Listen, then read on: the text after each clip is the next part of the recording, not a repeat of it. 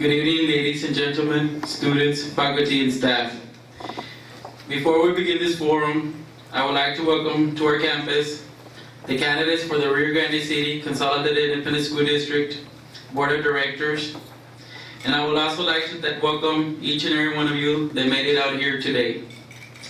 My name is Joel Correa, and I am the president of the Starr County Young Voters Organization at South Texas College, Starr County campus. This organization was established in Starr County for Starr County in 2014 with the sole purpose to inform our students and our young community the importance of voting. Starr County Young Voters has invited the Rio Grande City Consolidated Independent School District 2014 Board of Directors here today to inform the young voters and community what the vision these candidates have for the Rio Grande City Consolidated Independent School District. At this time, can the four candidates please stand to select their seating assignment?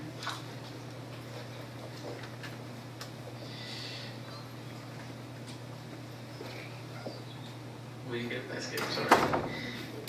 You may go.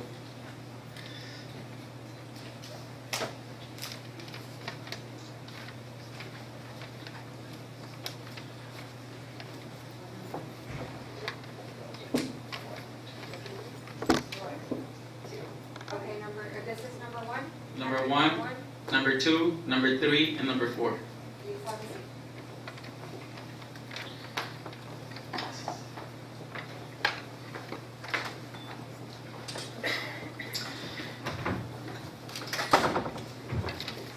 The Starr County Young Voters has come up with some questions, and for tonight we will have Dr. Reynolds from the Political Science Department that will be asking these questions tonight. Dr. Reynolds?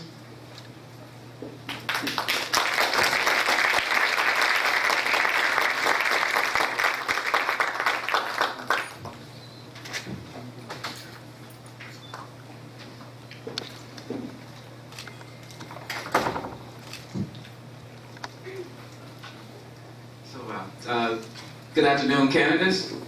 Well, I'm going to ask the questions. Thank you for asking me to do that. I appreciate that. And the format is kind of like we want to ask each one the same question, and I think we allow up to 2 minutes for each question to be answered.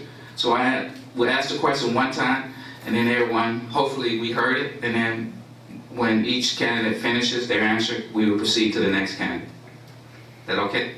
All right, let's get it. Okay, so the first question, what are your plans to promote higher education? Starting with candidate number one, please. Good evening, my name is Eddie Ramirez, and I am running for place 7 on the school board. And to answer the question, I think we need to strengthen the college and career centers. Every school has them, but I think it needs to be evaluated. I think it needs to start at a younger age. I think the students need to be made well aware of what it takes to do or become whatever it is they want to do. A lot of students aren't aware how class ranking and GPA and some leadership opportunities will affect their future educational endeavors. So if you start at a young age, start telling them what it is we did and how anybody in their shoes and our shoes could do it, then maybe they might start focusing on a lot younger. And that comes along with the pre-AP courses, with the new enrollment courses, and even college fairs and things like that. So I think that's how you promote it. I think you bring college fairs. I think you recruit as many representatives from different colleges to come and talk to the students, and just basically tell them what their schools are about, and try to entice them to get more interested and more focused, so that we get more attention to those kind of fields and those kind of programs. Yes, thank you, candidate number one. We proceed to candidate number two. Thanks. First of all, it is important that our school districts strengthen our partnership with institutions of higher education, specifically STC and UTPA. We need to provide support to our schools in order for our students to enroll in classes which they can obtain a certificate. Secondly, as board members, we need to encourage our high schools to continue to provide more AP classes and as concurrent enrollment classes. Classes like these can save students time and money and when they enter the university. Another important area in which our schools must be strong in is the college-ready TSI course that students take their juniors and senior years. This course assures that our students will be college ready. Thank you, sir. Hello, you hear me? Yes. Good evening. My name is Flor Flores, and I'm running for position 6. And first of all, I would like to thank each and every one of you for being here today. And secondly, I would like to congratulate the Starr County Young Voters as an organization for forming this very important group and for allowing us a forum to come and speak to our voters. My goals for promoting higher education, I would first like to point out that the school district has already started doing that by the implementation of the ACE magnet school and the early college high school. The goal now would be to make those programs not only successful, but also to expand them to the entire district. As of now, the ACE program is only for elementary students and middle school students as of this year, I believe. And the early college high school, which is a tremendous opportunity for our students now, allows our students to focus on not only getting ready for college, but also take college courses at the high school level. And what this means is that our school district is already preparing our students to become successful in college by allowing them the opportunity to graduate with at least 45 to 60 college credit hours. And my goal and my objective would be to bring in the grants that are needed, that are available for early college high school that do not exist at the moment and have not been procured at the time for the early college high school program. And in addition to that, my goal would be to expand the early college high school to make the entire district at the high school level for both Rio Grande and Abruzaya in early college high school so that they're competitive with the ADIA program, which is coming in 2015, I'm sorry. Thank you. Hello, good afternoon. I don't know if I need a mic, but I'm going to go ahead and use one. My name is Judy Solis. I'm an attorney here in Rio Grande City. I am a member of Team Change, and I am running to be on your school board. I am running in place 6. And the reason that I'm running and the reason that Norberto Eddie and I, and I'm sure all of you are here, is because we want to promote higher education here in our community. Higher education changed the course of my life. There is no doubt about that. And so yes, definitely if you look at our platform, we want to strengthen college and career days like Eddie Norberto touched upon. And we want to make sure that the schools have every resource possible to do that.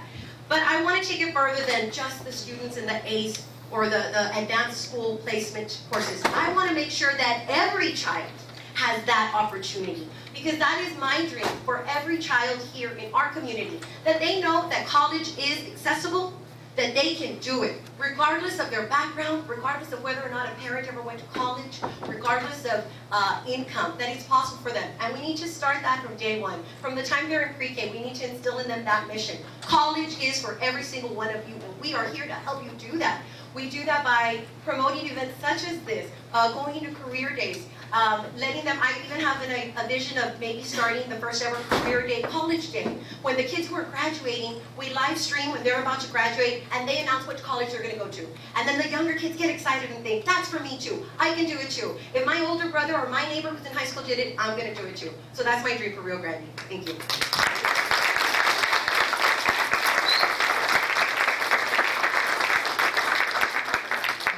Thank you. We'll go to question number 2 now.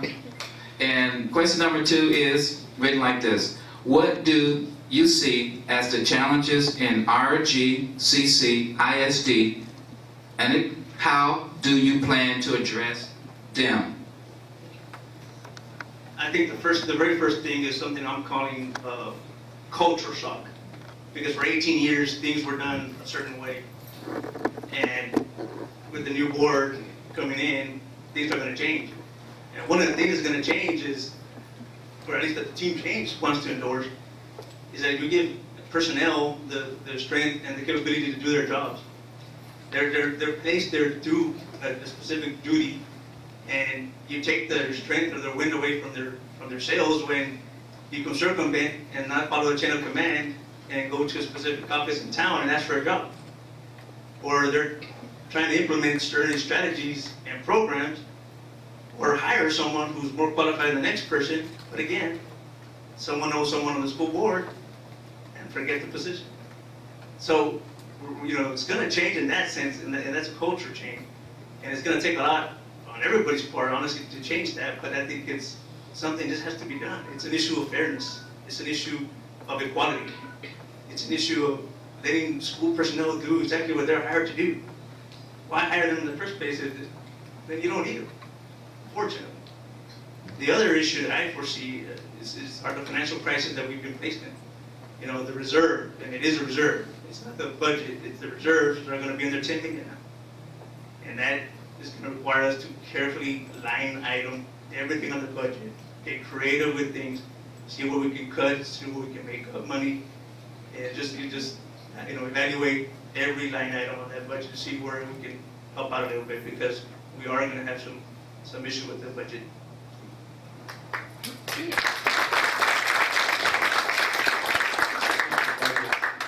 I think one of the challenges will be funding. Less funding means smaller staffs, fewer resources, and lower number of services for students. For too long, funding has been concentrated on construction. It is time to make learning a priority again. There will be many challenges in our school, and now is the time for board members, educators, and lawmakers to work together and find solutions. We can start with a comprehensive needs assessment in order to prioritize funds, and we need to restore transparency and accountability.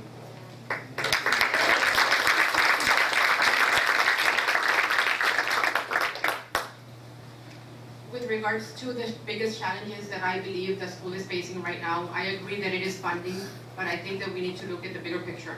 IDEA is coming to RGC, and it's coming soon. And what that means, it means funding from the state and federal that we will be losing to IDEA. And our focus should be to tackle that challenge now before it's too late. To tackle the challenge by making sure that all of our schools in the district at every level, including elementary, middle school, and high school, that they are competitive, so that when IDEA comes into town, that we're not going to be losing funding from them. Because what that means is that we will be losing a lot of students to IDEA, and with every student that we lose money from the state and federal funding.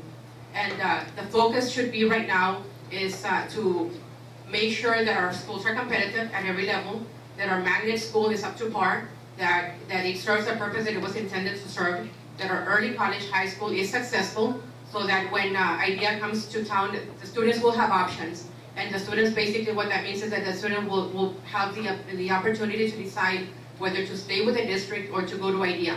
And we need to make sure that we're prepared for that, because if IDEA comes here, we're talking about millions of dollars that we're going to be losing. And yes, I agree that the yearly budget as of right now is an issue, and that we already have an issue of funding, but we need to look at the bigger picture and focus on the millions of dollars that the school district is said to lose to other schools coming into the district.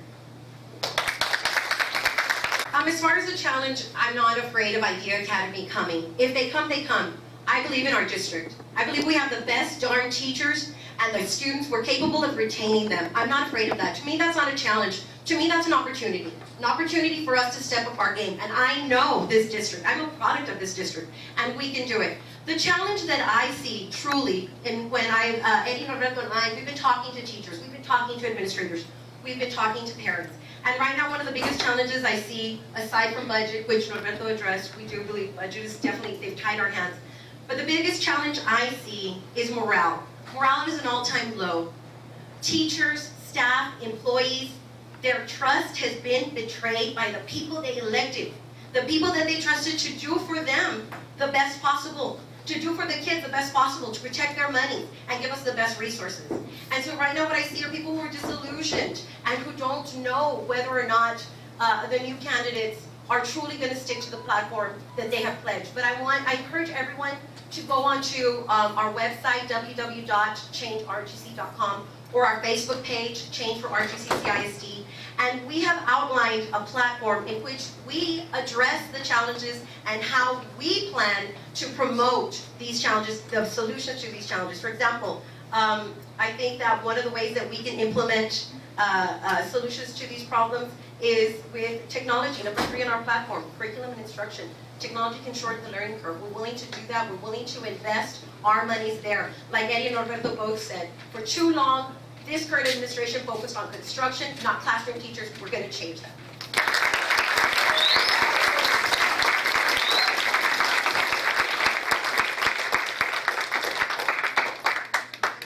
Wow. What experience do you have with complicated budgets, which given a multiple page budget for that district, what will be your process to determine if it is a good budget for the system?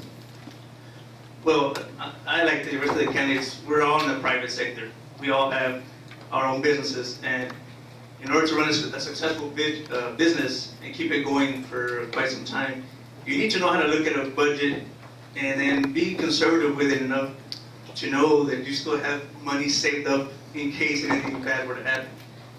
In my experience, you have your overhead, you have your operating costs. And then after that, you might have a little bit left over, and then maybe with that amount, you can afford to spend money on or do things with. But if you don't have that money, don't be spending it, bottom line. You can't keep dipping into a reserve that's there for emergency purposes only. If you keep doing that, your business is just doomed to fail. And I think everyone up here, especially the Team for Change that I know personally, have done that. And that's why they're successful. And the emergency fund is just that, an emergency fund. We keep dipping into it, and people say that it's fine, that that's what it's for. Not that you're supposed to you're required by the Texas Education Agency to have 2 or 3 months worth of operating costs. If something were to happen to the school right now, we would have no money to operate the school with. It would essentially have to shut down. So that's what I would take into the budget, is to know what to spend on and know what it is a want versus a need. It takes a comprehensive needs assessment to find out what is the school needs. It takes input from teachers, staff, personnel. We need their help, we need their help, and that's what this is all about.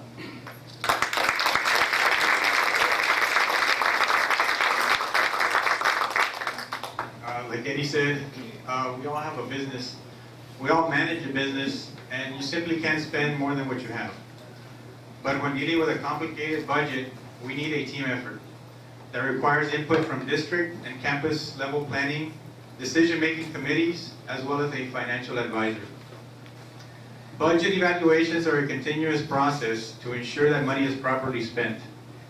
We need to make sure that the budget is balanced and that our children's money is being spent wisely. The school board has a responsibility to make sure that as much money as possible gets to and stays in the classroom.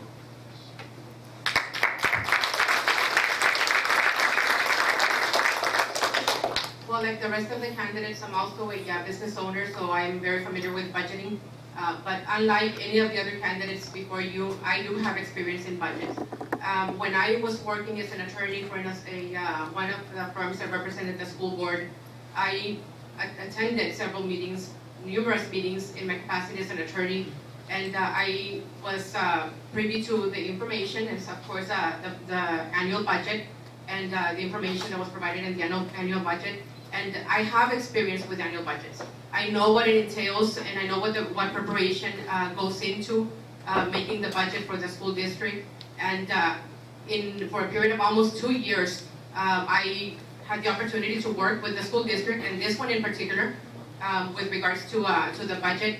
And I do agree that in order for the district to be successful, we need to have a balanced budget. And I agree that the budget is not what we would all want it to be at the moment. But there is many things that I can do for the district, and in particular, the needs assessment. Something that should be done on a monthly basis that as of now it's not being done. And what this need assessment basically means is that you go to every school individually and make them accountable for the monies that they receive on a yearly basis, on a school year basis. And that's basically what hasn't been done with the district as of now. And it is going to entail the work of the school board with the administrators of each individual school to make sure that the budget is maintained and that expenditures are kept to a minimum.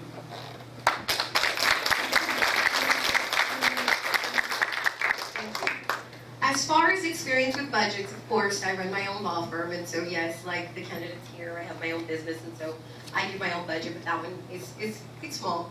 My secretary's here, she's probably wishing it was bigger. But I do have experience with state monies in that I served on several boards. Two of them that I'm serving on right now is I'm the president of the Rio Grande City Public Library Advisory Board, where, like the school, we deal with state funds. I'm also proud to serve on the Children's Advocacy Center Board for Hidalgo and Starr. And one of our main priorities on that board is to ensure that state and federal funds that we receive are being spent wisely, that we're sticking to the letter of the law when we do that, and more importantly, that we're getting bang for our buck, that the things that we're buying are cost effective. So that's my experience with budgets. As far as the second part of the question, what will be your process to determine if it is a good budget for the system? I think that Eddie Norberto and I have pledged in our platform to use common sense. We've pledged to listen to our chief financial officer. Eddie Norberto and I have been attending several meetings along with several of our allies because we have already been alerted to the fact by CPAs that have helped us assess the current budget and know that there is a crisis coming. And so we've already taken steps to talk with the financial officer for the school. And one of the things that she said was that the board was taking action that she didn't recommend. That she was there to protect the money, so she wasn't recommending it. Well, Eddie Norberto and I pledged to listen to the people who know better about budgets. And when she says there simply isn't enough money for this, that we're going to listen to her in order to protect not only the school, but the reserve fund balance. So that's one of the things we do. Another thing that we intend to do when we serve, and again, it's outlined in our platform, is to bring back transparency, because I think that makes the process as fair as possible and as legal as possible. And the way that we're going to do that is by making sure that all bids are put online and making sure that we have oversight committees to help us do that. Citizens like you all, to keep us in check as well. Thank you.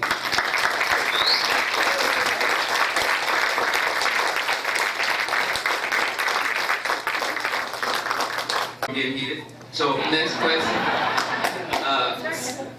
Safety is one of the most important factors for our students. Okay. Staff and faculty, how do you plan on keeping our schools safe? I think first and foremost, we have to make sure that the buildings and the school grounds are safe. And the way you do that is you require routine inspections. Like Judy said, we've talked to a lot of students and we've talked to a lot of groups, and my brother's a teacher, his friends are all teachers, so I hear about it all the time. And they're just not being done. It's as simple as that. You know, you can get an administrator to conduct these routine inspections, get them done, sign up, get paperwork on it, and that's one simple way. It sounds simple, but it's just not being done. Until something bad happens, then you'll start seeing, but by then it's too late. So that's, first and foremost, is the first thing I would say. Second is, I believe we need more people to be certified in CPR. And right now, it's my understanding that only PE coaches and nurses are required to be CPR certified. So what about everybody else? It takes one class.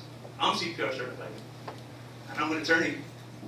I don't necessarily, I'm not dealing with kids all the time. So I think it's something that's easily done. It doesn't take a whole lot of money, and it can save a life. Get on CPR. The third thing I would mention is surveillance, those cameras. We spend so much money on those surveillance, and then they don't even work half the time.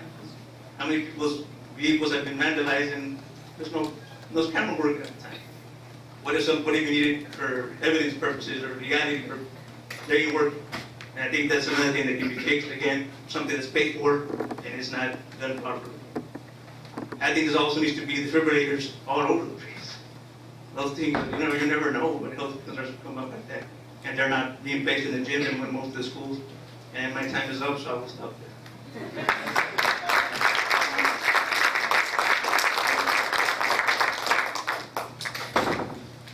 Safety is the most important goal in our school district.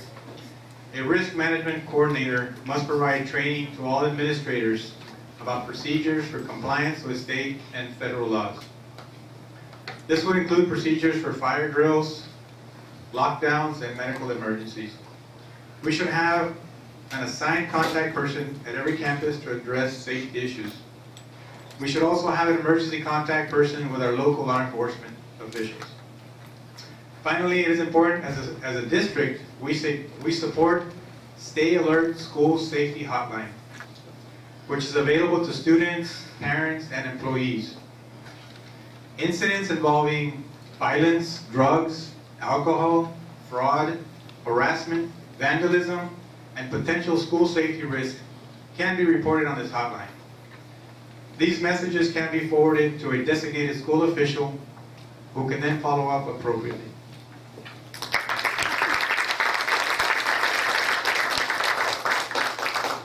I agree with all the statements that have been made so far regarding safety, but I think that the biggest issue right now, it's not necessarily whether the schools are, should be concerned with fire drills. Of course, they should be concerned with that, fire drills and emergency management as well. But one of the biggest issues that we see now is prescription drug abuse.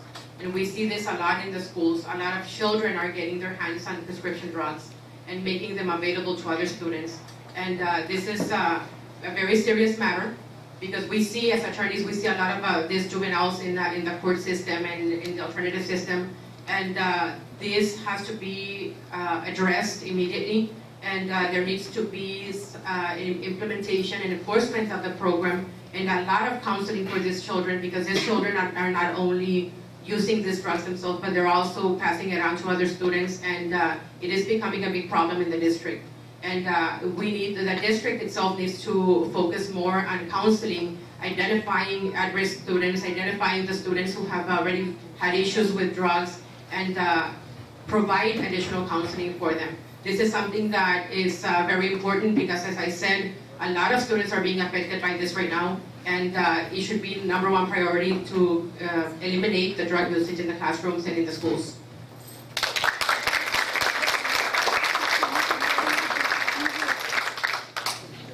Of course, safety, that's an issue for everyone. I'm sure all of you that are here that are parents, myself as an auntie, and myself as just a concerned citizen.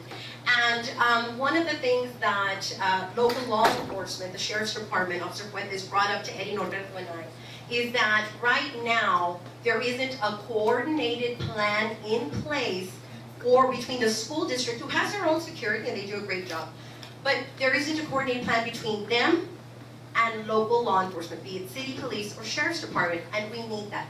God forbid that we have an incident, either an act of God, such as a hurricane, or an act of man, such as, God forbid, a mass shooting.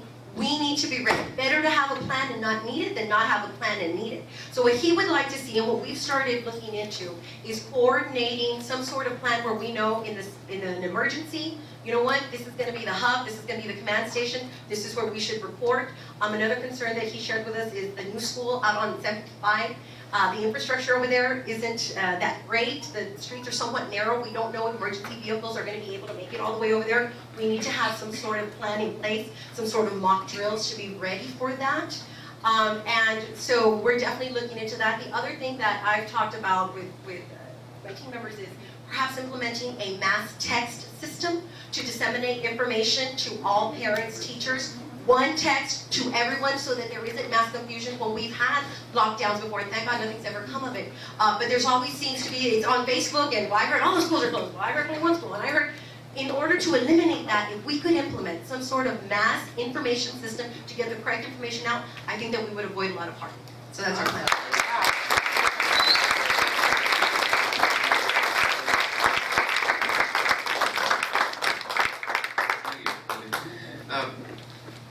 Candidates, in your professional experience, what criteria do you use to make decisions about hiring people and retaining goods and services? Next one, how would you use these criteria when making decisions as a school board member?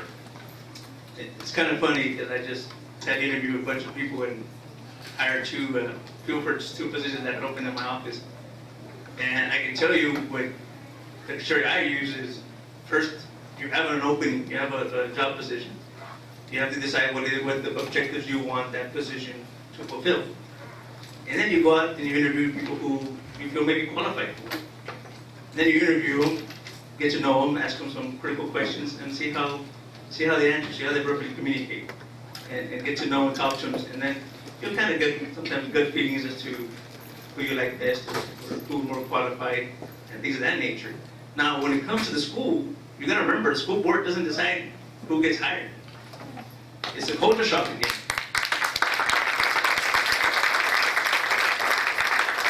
It's the culture shock again. We're used to just go to Granny Butane. That's where it used to.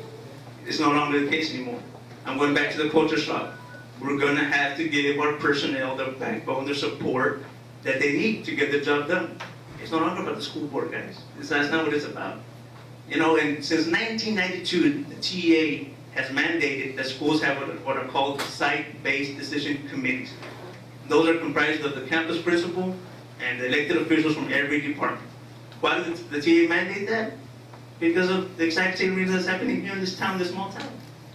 And what they do is they research, they get feedback, they get all the information they need, and they give it to the superintendent, who then reports to us, the school board, and then the school board can make a well-informed decision. Without that information, how do you expect us to make any kind of decision? So I think that needs to be implemented and taken up again.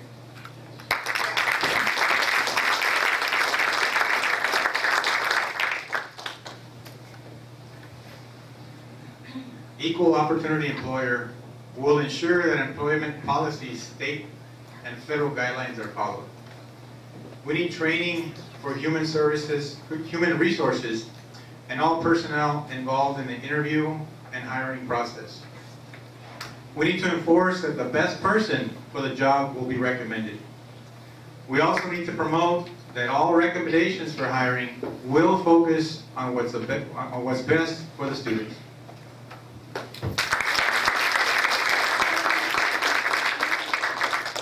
As many of you know, my husband is a teacher with the school district. My husband has worked for Dallas ISD, Houston ISD, Fort Worth ISD, La Jolla ISD, and Rio Grande City ISD. And all of these schools had one thing in common, for the exception of this district: independent hiring committees. This is what the district needs.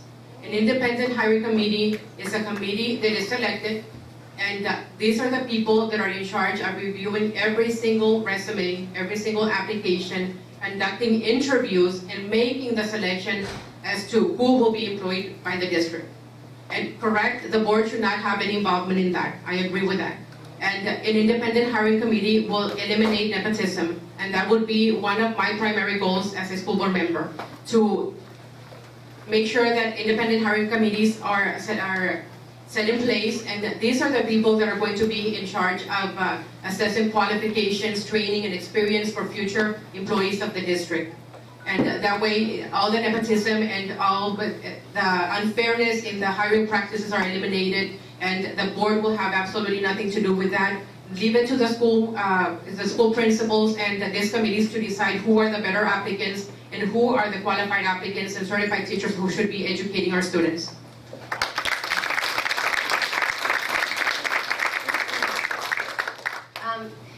When I was reading the question, I thought, well, in my professional experience, I always first go for the most qualified candidate, but that's my own business with my own funds.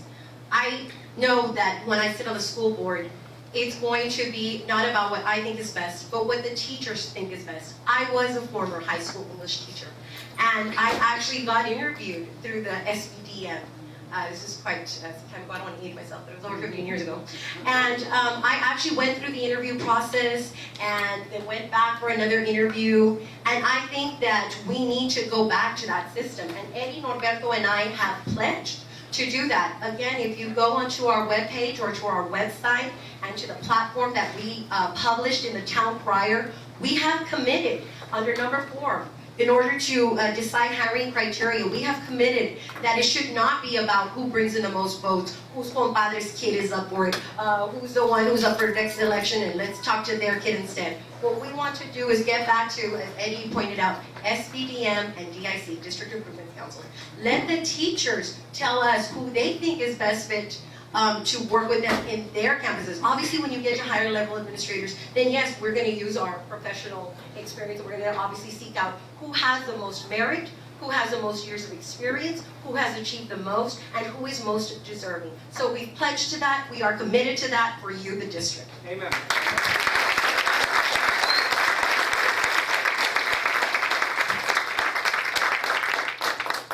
Okay, the last question, number 6, the last prepared question.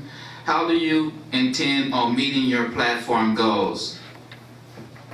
Well, we set out 5 different points, but I guess to sum up, Team Change wants to give ownership back to the school personnel. That's where it belongs, that's where it should be, and that's where it rightfully is justifiably so. How do we do that? More communication, more input. I keep talking about this site-based decision-making committee. Why? Because we're lawyers. We don't work like you in the school system on a daily basis. Who are we to tell you what to do and what to use and who should be hired? We should be facilitators. That is the job of the school board members, and it starts all with communication. And then by doing that, the morale goes up. You'll see pride all of a sudden back in the schools. I don't know if anybody walked down the schools lately, but it's kind of dead. It's kind of sad. You know, just the thought of team change or change coming, I'll say you start seeing a little bit of that motivation all over again. That's what we. That's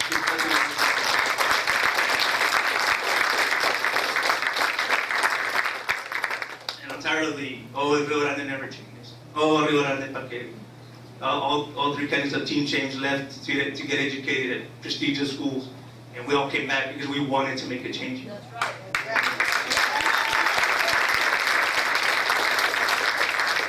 I get made fun quite a bit because they'll say I'm valedictorian of the class of 1997. You know what? I'm damn proud of that. I'm damn proud of that. And that's why I'm here, because I want to change, and I want people just like us who left to get educated, to be able to say, hey, you know what? I want to go back and work there.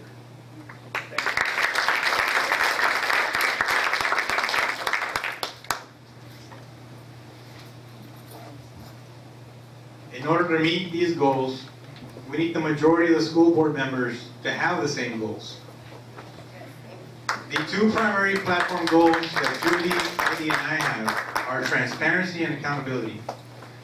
Once the members set goals and adopt policies that give the district direction, the superintendent will implement those goals and policies, and we must hold school officials accountable to ensure that the highest academic standards are met to help our students succeed. Thank you.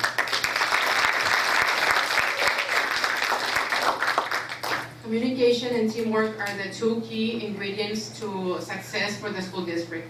My goal is to implement something that is very unfamiliar to this district, which is board member involvement with the schools.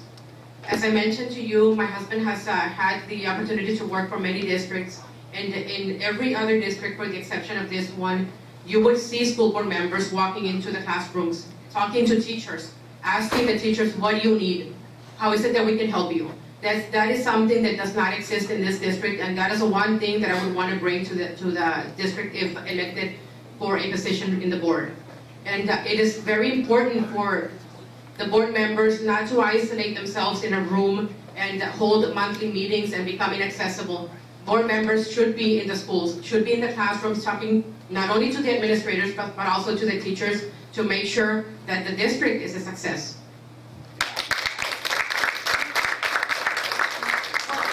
I disagree board members should be involved. I disagree that not all of them have been involved. We have Daniel J. Garcia, current school board member, here present today. And I applaud him because I know that he goes into the campuses, he talks with teachers, and we plan to model ourselves after his leadership. But as far as meeting the platform goals, I think that Norberto and Eddie said it, we need to work as a team with a unified vision, putting all of our efforts, all of our resources, all of our different minds, and all of our different experiences together to unite to better the school district. As far as our platform goals, again, I encourage you, if you haven't already looked at our platform and the things that we've committed to, it is on our webpage, it is on our website. And one of the biggest things that I know that most voters are interested in is transparency. Transparency is so important. It shouldn't have to be the way we've done it. We had to file over 10 Freedom of Information requests to find out what was going on in our school district. That's wrong. And we plan to eliminate that system and make information easier for everyone. We plan to have everything uploaded to a website, an interactive website where you, the taxpayers, know what's going on, what's the bidding process, what's on the agenda, what are the budget items that are coming up, who are the proposed hirings, what's going on. We also want to live stream video the meetings. We're already doing that. We think that those of you who cannot attend, you should know what's going on. Just like we can live stream the football games, which is an awesome thing because I love the football. We should also live stream these meetings so that you know who was present, who was voting, and how. That way you hold us accountable. So that's how we intend to.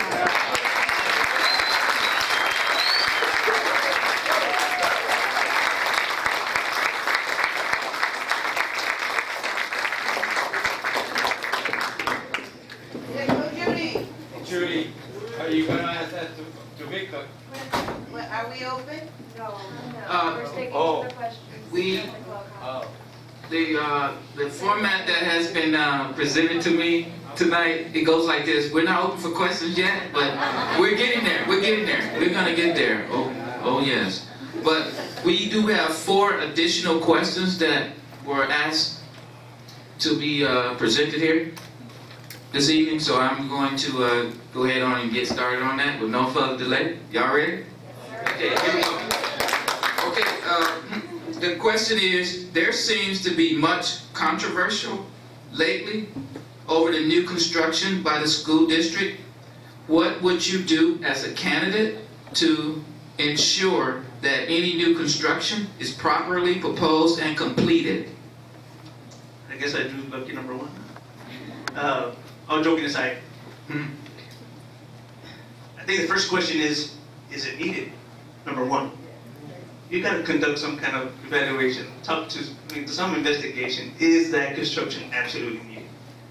That new high school on 75, what I'm being told, it wasn't necessary. It wasn't needed. I think the second thing is accountability. You open up the bidding process. Who's bidding? How much are they bidding? What's wrong with making that open? I don't see anything wrong with the school knowing that people that we are elected to represent and serve know who's bidding to do that job. I see nothing wrong with that. As to see that it's done properly and correctly, I think contractually, there might be a couple of things you can do as a lawyer speaking.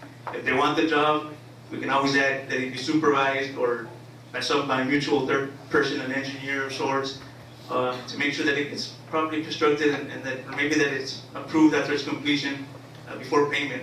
You know, there are options out there so that we can make sure it's done properly and right, but the open bidding process is probably the big one so that we know exactly where the money is going. And accountability. You know, it's one thing to say we approve so much to some construction company and then not demand an accounting as to where all that money went. That's all you see. We don't see anymore where that money's going. A check is given for a certain amount. After that, God knows where it went. We need accountability and we need accounting and we need it all the time and every time we get checks out.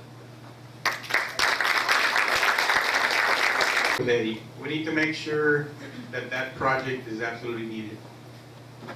We also need to make sure there's transparency throughout the entire process. The bidding process has to be legal. It has to be made public. Judy, Eddie, and I plan on having an oversight committee. That committee will be in charge of basically reviewing contracts, helping with the bidding process, and also supervising construction. This will basically ensure that the contractors will provide quality work.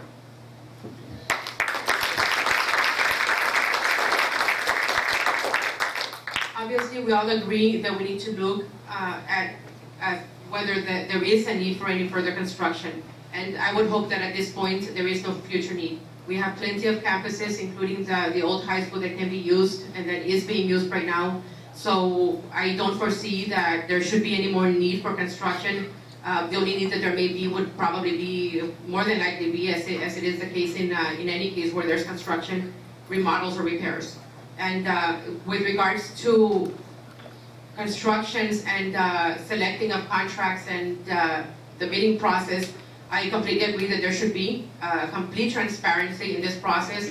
And, but it's not necessarily the actual contract that causes the problem, it's all the change orders that come after it.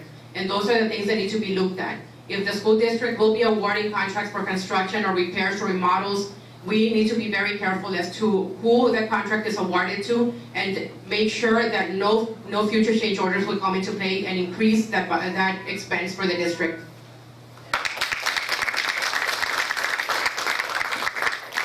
As far as new construction, I know that Eddie Norberto and I have pledged in our platform, we've written our names to it, we don't intend to seek more than 2 terms on this school district. And I cannot foresee that there would be a need for any more major construction from our district. If you look at our platform, as opposed to my opponent's platform, we are not proposing new construction.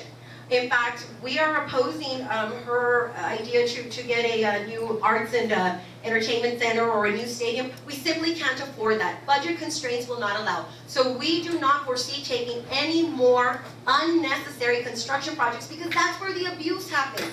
I know that many of you are well aware, you've seen our videos, you've seen our articles, you've seen the work that our allies have done along with us, and we have exposed abuse. Certain contractors getting paid exorbitant amount of money that wasn't necessary for unnecessary construction projects. We do not foresee that in the next 8 years we would need to build any major construction. And any construction that does have to happen, what we, Eddie Norberto and I, are pledging to do is to use our maintenance department. And we claim it as a victory that as of late, instead of hiring private contractors, our district is now implementing our very own maintenance department.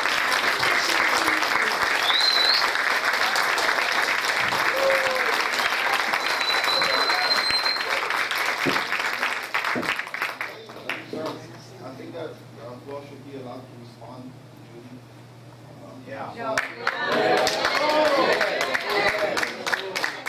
He needs to respond to her. No, Reply, oh yeah, reply, response. I don't think that's a good idea right now for me to let that happen. But later on, with the format, it can happen. But now... Can we have a debate, both of them? No, Can we have a debate, both of them, only them? Because he's got a position already, except them. They need to debate first. Can we please proceed? If not, we will have to now go on with our questions. This is the Meet the Candidate Forum. We want this to be very successful because this will not be the first or last. So we can please keep on full. Anyone out of line will be escorted out. Okay, thanks.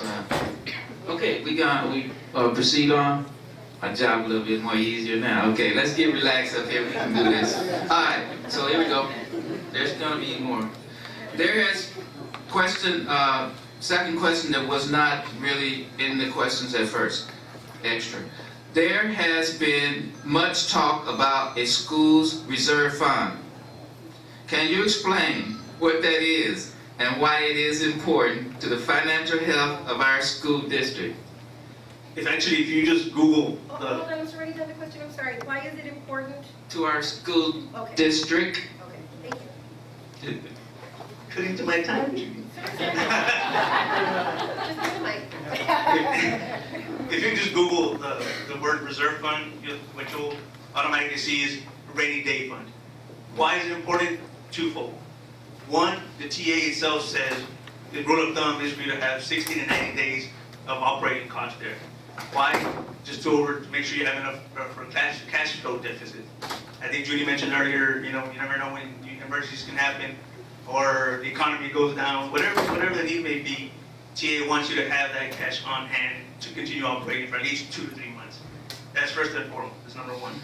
Number two, it goes to the integrity rating of the school district. I believe it's called FIRST, and that goes to whether you can borrow money, the bonds, and all sorts of things like that. So if you don't have that amount in the reserve fund, then you lose your rating, and you get to a point where you can even borrow money or get money. So that's the second purpose. And I think our reserves now, it's supposed to be in the 20s, and yet we're going to be under 10 million. So there goes our rating, thanks to the current administration. There goes our rating, there goes our money. Should anything happen again, we probably have to shut down. So that's why it's important, is simply put. Thank you. I think Eddie said quite a bit there. There's not much more I can possibly say, but yes, the reserve fund is basically an emergency fund. And we should have enough money in there to last at least 3 months. And unfortunately though, when we take office, it'll be very low, not even a month's worth. So we definitely have to work on balancing that budget.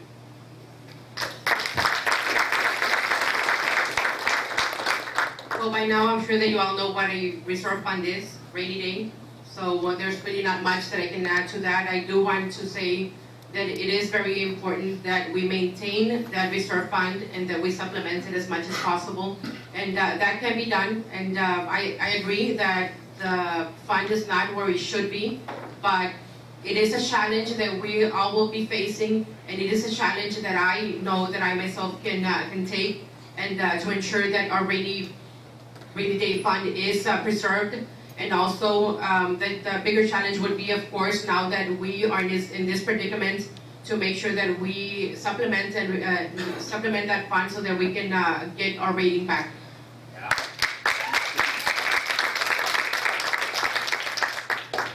The fund balance, and Eddie Norberto and I had a crash course on that, because when we started talking to CPAs and we started looking at the budgets and we started looking at what we were facing, we got really familiar with what these terms were. But basically the fund balance is like the other people sitting here have said, it's our rainy day, it's our savings.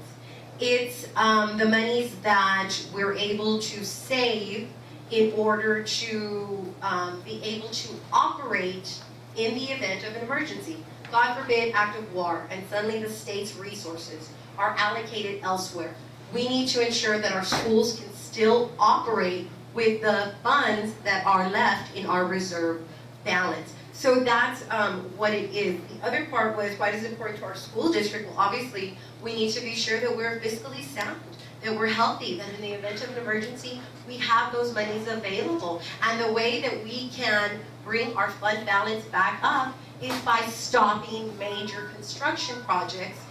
No more new schools are undertaking these big projects, which the current administration has done, and which has dipped into our fund balance. From what we've been told, the school should, by TEA standards, have in their reserve fund balances at least 3 months worth of operating expenses. In our case, for our district, our operating expenses on a monthly basis are about $7 million. We should have between 21 and 23 million. I'm not a mathematician, but somewhere around there. And right now, we're looking at it dipping definitely below 10. So we are looking at that. We're worried about it, but we know that by eliminating major construction, we can hopefully bring that back up.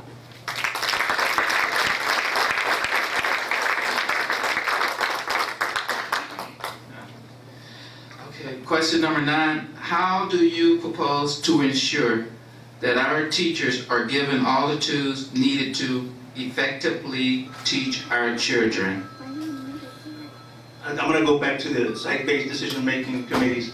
I think we need to have the department heads let us know what it is they need. Again, I'm going to repeat that. You know, we all have our own businesses. We're attorneys. There's a dentist. We're not going to be able to sit there and tell you exactly what it is teachers need. And without their input, we wouldn't know. So I think those site-based decision committees come in very, very, very handy. In some of the school districts, they have site-based decision committees that hand out surveys for a lot of the software they have, for programs they have, for goods they have. And I know, for instance, Tango seems to be hated, for lack of a better word. How do I know that? Because I talk to teachers. I don't know what Tango is. I have no idea, other than the line dance. I don't know what the Tango is. But, you know, those site-based decision committees come in very handy to make sure that they get the tools they need, that they let us know what is working, what is not working, what we need to change. And I think it's important to know that about 80% of the budget goes to salaries. So you really only have 20% of the rest of the budget to find out what it is the school really, really needs and prioritize. and then spend on that, because 20% of a budget that's already very low for us is going to require careful analysis.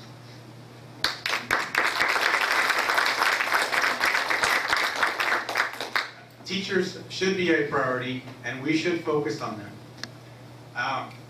Actually, this is a highlight of our platform goals. And giving the teachers a voice. It says we need to establish a forum wherein school personnel from all departments may freely express ideas, suggestions, and concerns. We encourage teacher input and involvement to promote a stronger and more competitive curriculum and instruction. Re-emphasize the importance of input from site-based decision-making committees, which would allow board members to make knowledgeable, well-informed decisions.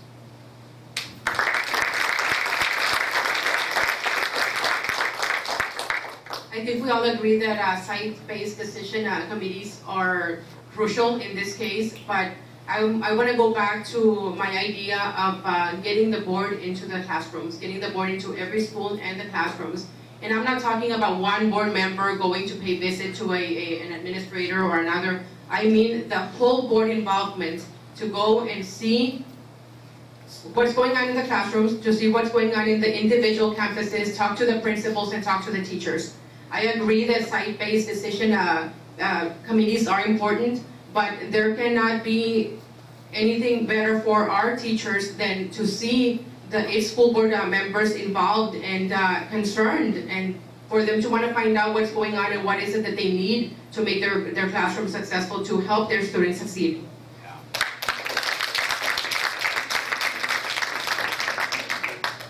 As far as tools for teaching, I think this would be one area where we as board members would do a little less talking and a lot more listening to the teachers to see what it is that they need so that we can help them help their kids.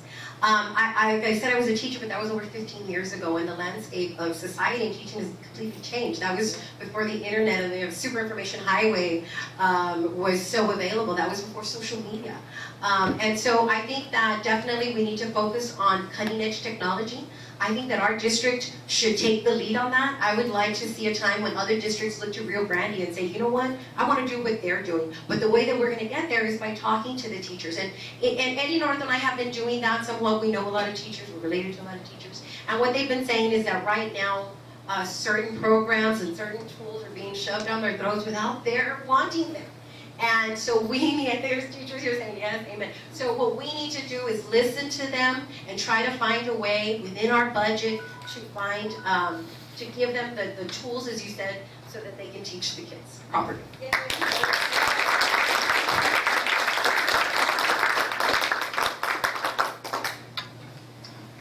Questions so diligently. We have one more left to go.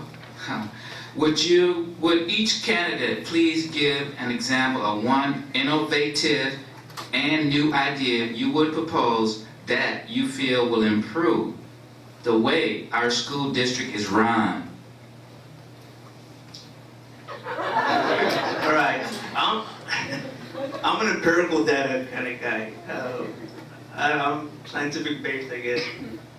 And I think the school board should probably have a committee of their own, a kind of independent review committee made of different individuals in society, maybe business owners, be it financial advisors, economists, retired teachers, former federal law enforcement officers, you name it. I think if we get input from a committee of people from the community, and we get their input and their advice, we might be surprised what you're hearing. We all come from different walks of life. And sometimes we think we might know what's best until we're told by someone in the community, you're absolutely wrong. And there's nothing wrong with saying, I thought I had that right, but no, we're wrong.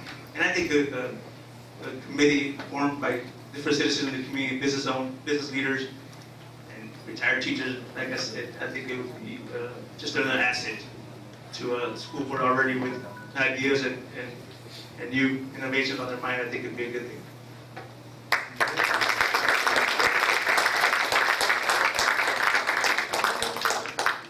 Since my answer is not going to be long, I would just like to thank everyone and and all the SDC faculty and students for having us here today.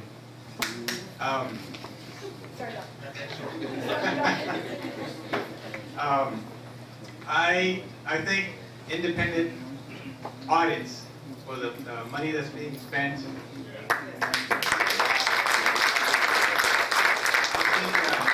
That's going to regain trust in our schools. That's pretty much what I believe is the best.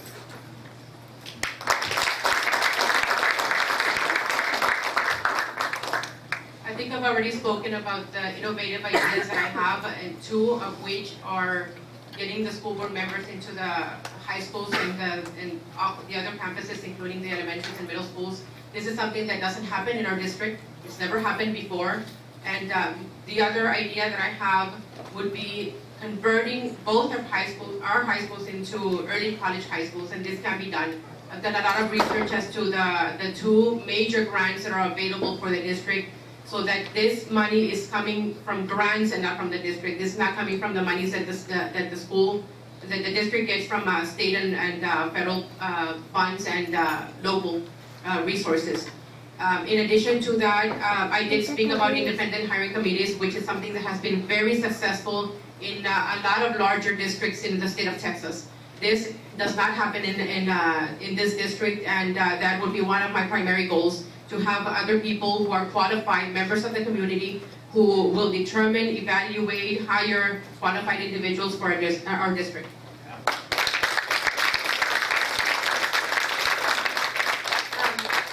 I too would like to thank the Starr County Young Voters and STC for their own innovative idea.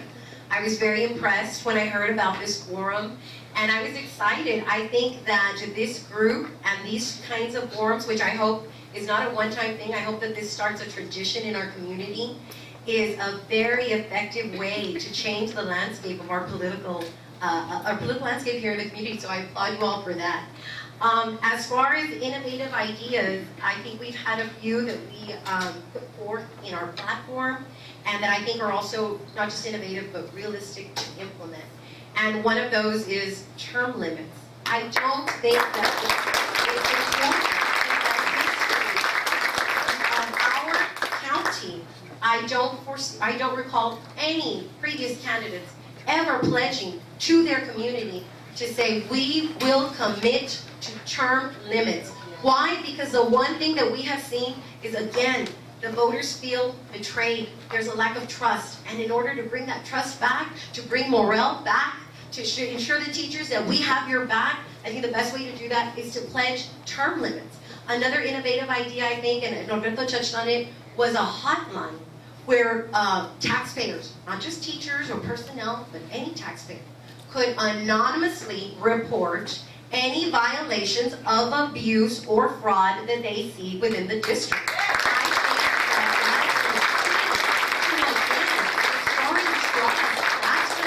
Back to the taxpayers and telling them that we have their backs. But boy, it's telling me my time is up, so thank you.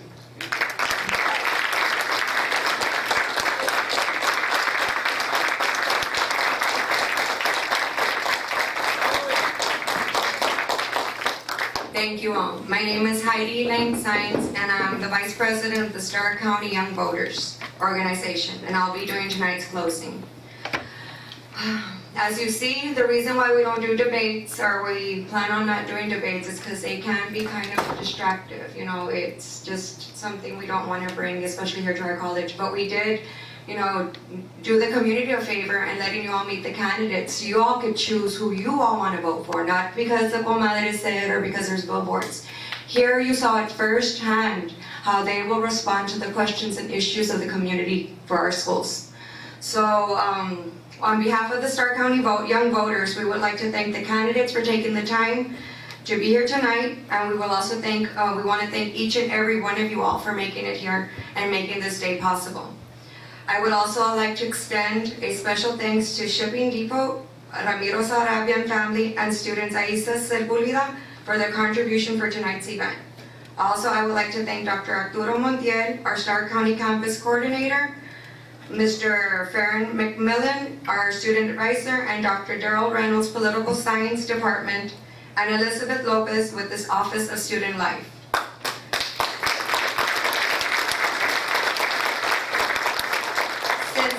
our first major event. We would like everyone to stay seated so the young voters can go ahead and take pictures with the candidates. And y'all are more than welcome to have some punch up there and cake. And just thank you all so much for coming tonight.